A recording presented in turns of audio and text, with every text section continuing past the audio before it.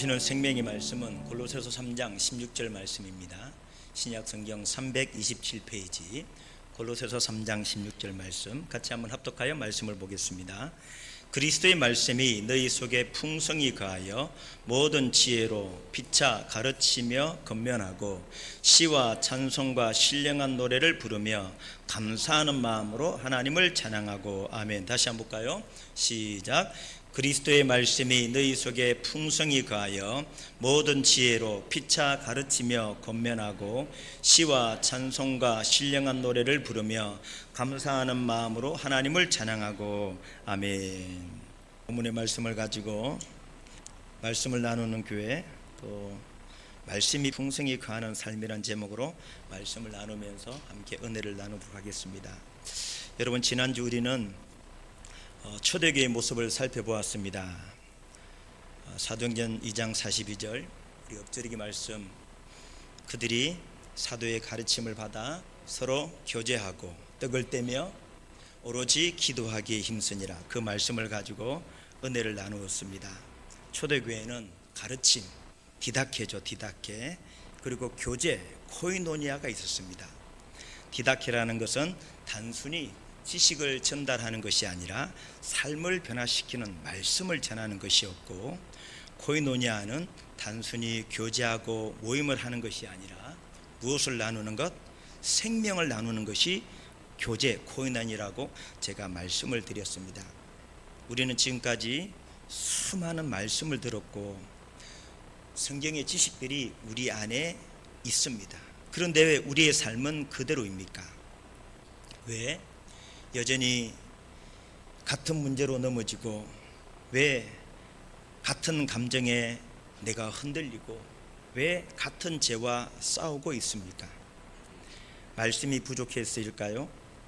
말씀을 몰라서일까요? 아닙니다. 그 말씀이 내 안에 머물지 않기 때문입니다. 말씀을 들었습니다. 말씀의 은혜를 받았습니다. 말씀의 감동을 받았어요. 그런데 그 말씀이 하루가 지나면 다 사라집니다. 아니, 이 교회 문을 나가고 집으로 돌아가는 순간 그 말씀들이 다 사라집니다. 은혜를 받아서도 내 삶의 문제는 그대로 오고, 아니, 간단히 예를 들면 운전을 하다가 앞차가 끼어들기만 해도 말씀보다는 내 감정이 올라와서 내가 받은 은혜를 다 쏟아버린다는 것이죠.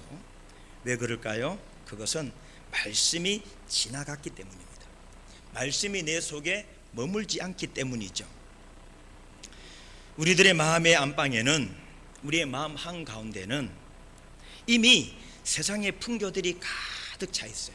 세상의 풍조가 뭐냐 하면, 하나님이 없어도 뭔가 성공이면 내가 잘 살 수 있다, 대박 날 수 있다, 이런 세상의 가치관과 세상의 풍조가 우리 마음에, 우리의 안방에 주인 노릇을 하고 있어요. 내 마음속에 따리를 들고 있다는 것입니다. 그래서 말씀은 늘 손님처럼 거실에만 머물다가 떠나는 것입니다. 잠시 왔다가 사라집니다. 잠시 머물다 떠나버리고 만다는 것이죠. 그래서 말씀이 내 속에 역사하지 않습니다. 말씀이 내 속에 머물지 않고 있다는 것이죠. 교제도 마찬가지입니다. 우리가 신앙생활하면서 서로 인사하고 대화하고 안부를 묻고 함께 밥을 먹고 티타임을 가지면서 서로 이런저런 얘기를 합니다. 교회 안에 여러 모임들이 있죠. 여러 형태의 모임들이 있어요. 그런데 교회 안에서 많은 모임들이 깨어지거나 상처를 받거나 지속이 되지 않아요. 어떤 모임들은 정말 은혜스럽게 친구 같은 마음으로 잘 시작이 되어졌는데, 어떤 교회는 그런 모임들이 서로가 원수가 되어서 서로가 서로를 인사도 안 하는 그런 교인들도 제가 본 적이 있습니다. 왜 그렇습니까? 교제가 문제가 아니라 내용이 문제죠. 침묵은 있지만 말씀이 없고, 교제는 있지만 말씀이 없기 때문에 그런 현상들이 일어난다는 것이죠. 그러므로 여러분, 결국 문제는 한 가지입니다.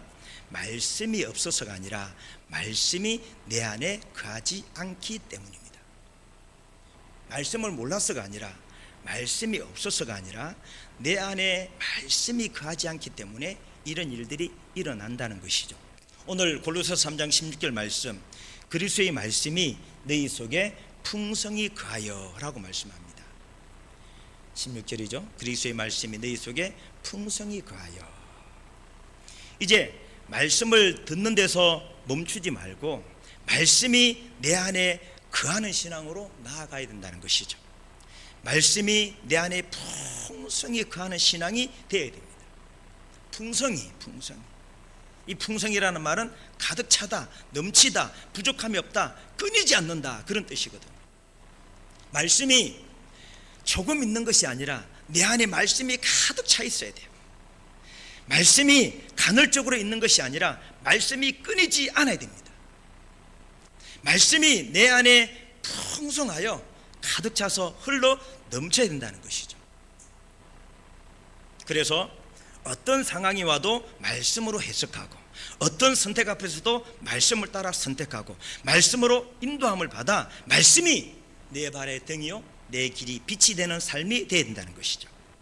내가 말씀의 은혜를 누리는 것으로 만족하는 것이 아니라 이 말씀이 흘러가야 된다는 것이죠. 말씀이 가정으로 흘러가고, 직장으로 흘러가고, 교회 안에서 말씀이 흘러가야 돼. 말씀이 흘러갈 때 그 가정이 살아나고, 관계가 살아나고, 교회가 살아나고, 이 땅이 살아난다는 사실이죠. 지금 밖을 보십시오. 논밭이 메말라 가고 있습니다. 땅이 갈라지고 있어요. 생기가 없습니다. 만약에 계속 비가 오지 않는다면 이 땅들이 어떻게 될까요? 땅은 점점 굳어지고 메말라서 결국 황폐한 땅이 되고 말 것입니다. 그런데 하늘에서 비가 내리기 시작하면 이 메말랐던 땅이 부드러워지면서 싹이 나고 땅이 살아나고 생명이 다시 올라오기를 시작한다는 것이죠. 여러분, 말씀이 바로 이와 같습니다. 말씀은 생수입니다. 말씀이 흐르지 않으면 우리의 마음은 메마르고 굳어지고 우리의 삶은 점점 황폐해져요. 그러나 말씀이 흐르기 시작하면 굳어졌던 마음이 풀리고 끊어졌던 관계가 회복되어지고 죽었던 믿음이 다시 살아난다는 것이죠. 비가 땅을 살리듯이 말씀이 우리의 영혼을 살리는 줄로 믿습니다. 그래서 성도 여러분, 말씀이 내 안에 풍성히 거하여 흘러가야 됩니다. 말씀이 내 안에 거하고 말씀이 흘러갈 때 살아납니다. 변화되어집니다. 치료되어집니다. 이제 저는 우리 참된 교회가 말씀이 넘치는 교회가 되기를 원합니다. 우리 모두가 말씀이 풍성하게 거하는 삶이 되기를 원해요. 그러면서 오늘 본문의 말씀을 한 번 더 읽어보기를 원하는데요. 3장 16절 같이 한번 볼까요? 시작. 그리스도의 말씀이 너희 속에 풍성히 거하여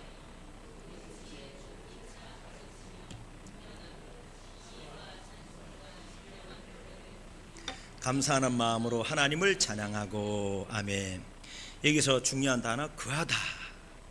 거하다는 이 말씀의 의미는 단지 머문다라는 그런 뜻이 아니라, 이 거한다는 말은 집을 짓고 산다, 자리를 잡고 거주한다, 떠나지 않고 계속 머문다, 이런 뜻입니다. 집을 짓고 산다, 자리를 잡고 거주한다, 떠나지 않고 계속 머문다.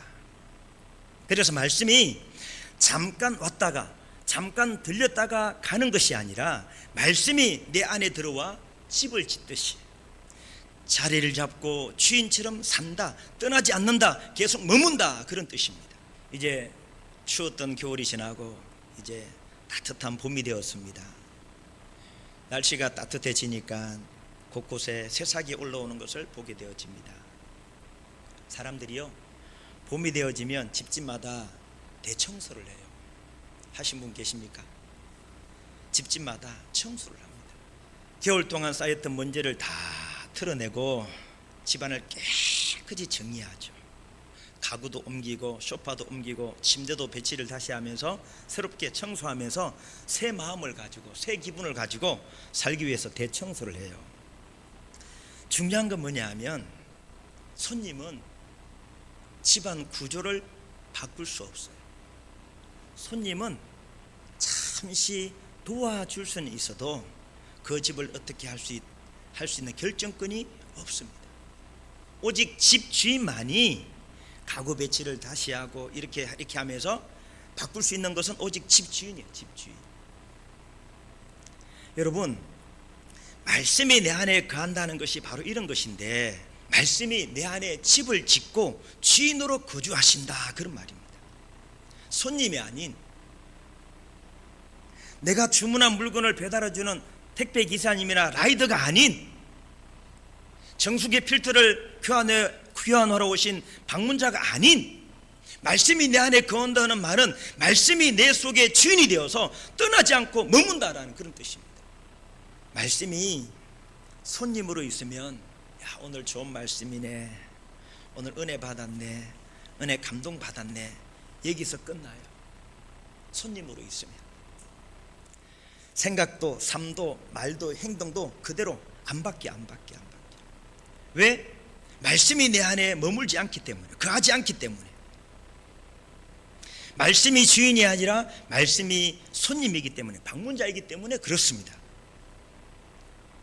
여러분, 이제 말씀이 내 안에 손님으로 머무는 신앙에서 벗어나 말씀이 내 인생의 주인이 되어 말씀이 머무는 신앙으로 나아가야 된다는 것이죠. 그렇다면 어떻게 말씀을 내 안에 거하게 할 수 있습니까? 말씀을 내 안에 거하게 하는 방법, 말씀을 내 안에 머무르게 하는 방법이 무엇입니까? 여호수아 1장 8절에 보니까 이 율법책을 내 입에서 떠나지 말게 하며 주야로 묵상하여 그 안에 기록된 대로 다 지켜 행하라. 그리하면 내 길이 평탄하게 될 것이며 내가 형통하리라 라고 말씀하셨는데, 하나님께서 여호수아에게 두 가지를 말씀하죠. 하나님의 말씀을 내 입에서 떠나지 말게 해라. 두 번째로 그 말씀을 뭐해라? 주야로 묵상해라 라고 말씀합니다. 두 가지. 말씀이 내 안에 거하게 하는 방법이 두 가지인데, 첫 번째로는 입으로 계속 말씀을 떠나지 않게 하는 것. 이게 뭐예요? 엎조리기. 말씀을 계속 엎조리는 거죠. 그리고 그 말씀을 뭐 하는 것? 묵상하는 것. 엎조리기는 우리가 매일 12시에 우리 전 집사님이 단톡방에 항상 올려줘요. 얼마나 감사한지 몰라요.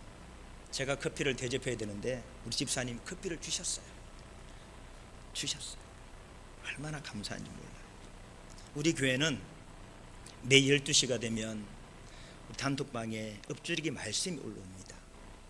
이번 주에는 사도행전 2장 42절, 그들이 사도의 가르침을 받아 서로 교제하고 떡을 떼며 오로지 기도하기에 힘쓰니라. 이 말씀을 엎조렸어요. 여러분, 엎조리기 하시기 바랍니다. 하나님의 말씀이 내 안에 거하게 하는 방법이 말씀을 입으로 계속 되뇌이는 거죠. 엎조리는 거죠. 말씀이 내 입에서 떠나지 않게 하는 것, 이것이 말씀이 내 안에 거하는 거예요. 한 번 말씀을 듣고 끝나는 것이 아니라 계속 꺼내어서 말씀이 흘러가지 않도록 반복해서 내 입에서 떠나지 말게 해야 합니다. 말씀이 내 안에 거하게 하는 방법이 첫 번째가 내 입으로 계속 말씀을 엎조리는 거예요. 이를 매일 참 잘하고 있어요. 얼마나 감사한지 몰라요. 이제 말씀을 엎조리기를 하고 말씀을 묵상할 때 그 말씀이 내 안에 뿌리를 내리기 시작한다는 것이죠. 여러분, 주일날 강단을 통해서 말씀이 흘러가고 우리 집사님을 통해서 엎조리기를 하면서 계속 말씀을 되새기고 있어요. 그러나 이제 한 걸음 더 나아가서 이제 우리 개개인이 하나님의 말씀을 묵상해야 합니다. 묵상.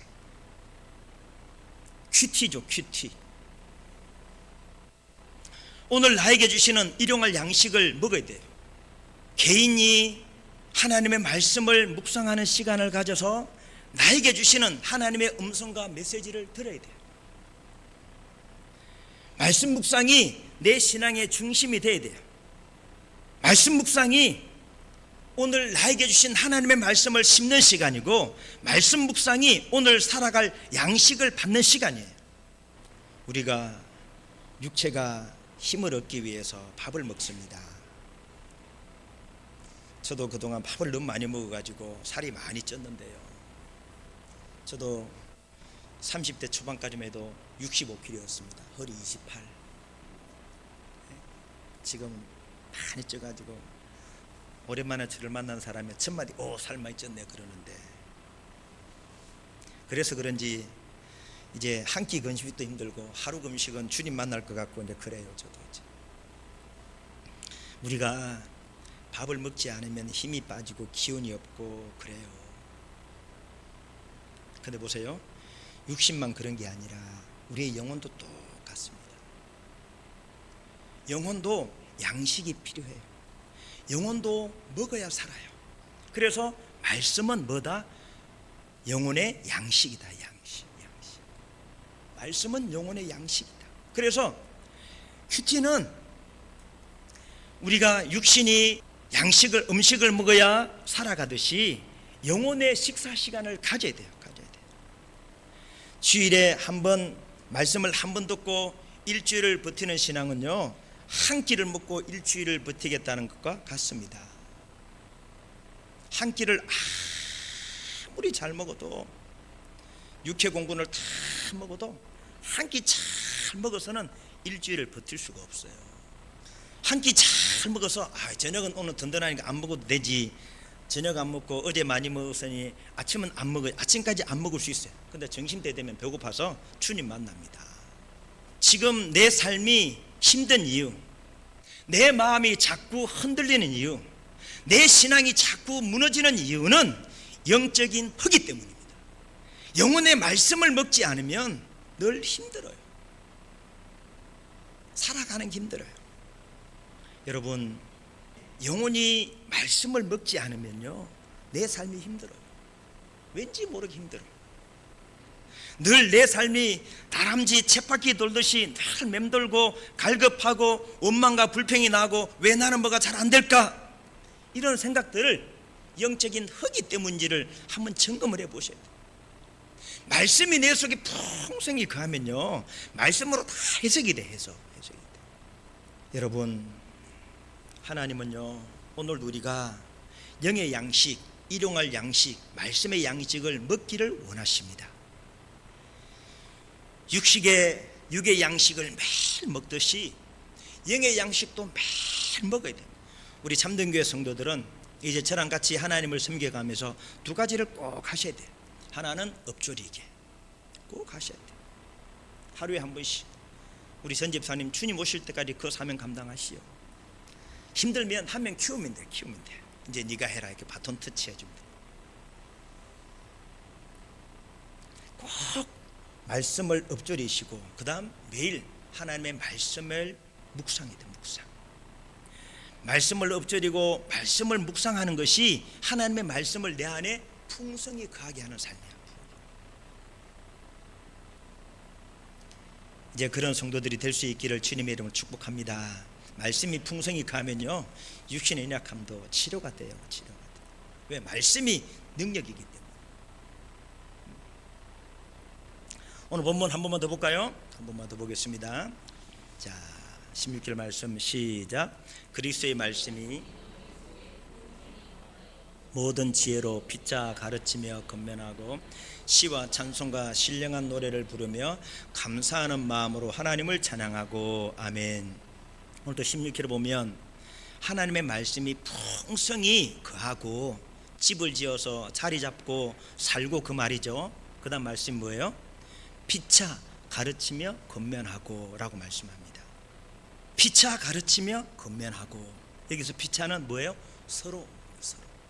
피차 가르치며 피차 건면하며 피차 시와 찬송과 신령한 노래를 부르며 피차 감사하는 마음으로 하나님을 찬양하는 것. 다시 말씀드리면 서로 말씀을 나누고 서로 은혜를 나누고 서로 기도하고 서로 찬송하고, 이것이 초대교회의 모습이잖아요. 서로. 엎드리기 말씀 사도행전 2장 42절 시작. 그들이 사도의 가르침을 받아 서로 교제하고. 누구? 어떻게? 서로 교제. 피차. 서로 교제하고. 말씀을 듣고 말씀을 읽고 말씀을 묵상하고 그것이 끝나는 것이 아니라 그 다음 어떻게 해야 돼요? 서로 나누었다는 것이죠. 피차 가르치는 것.